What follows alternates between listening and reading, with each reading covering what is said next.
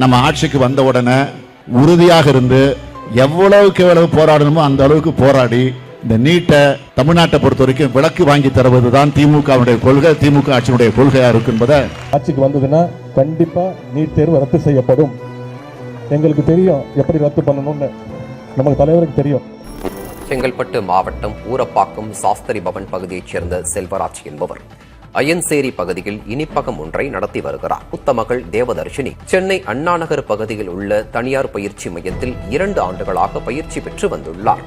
இந்த நிலையில் 4வது முறையாக நீட் தேர்வு எழுதுவதற்கு தயாராகி வந்த தேவதர்ஷினி வியாழக்கிழமை அன்று நீட் பயிற்சி மையத்திற்கு சென்றுவிட்டு வீடு திரும்பியுள்ளார்.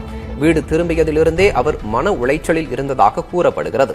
இந்த நிலையில் நேற்று தந்தைக்கு உதவியாக பேக்கரியில் இருந்த தேவதர்ஷினி வீட்டிற்கு சென்று வருவதாக கூறி சென்று நீண்ட நேரமாகியும் கடைக்கு திரும்பாததாக கூறப்படுகிறது.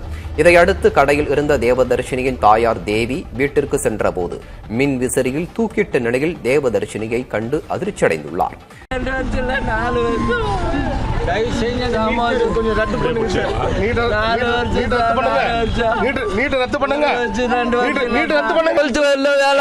சைக்கிள் மெரிச்சு படிக்க வச்சு டாடி எனக்கு டாக்டர் படிக்கணும் 1 வருஷம் 2 வருஷம் இல்லை நீட்டு படிக்க வச்சு பறி கொடுத்துட்டேன் சார்.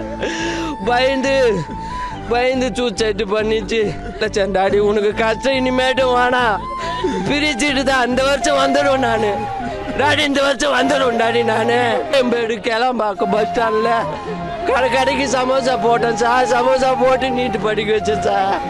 கவர்மெண்ட் ஸ்கூல்ல தான் சேரணும்.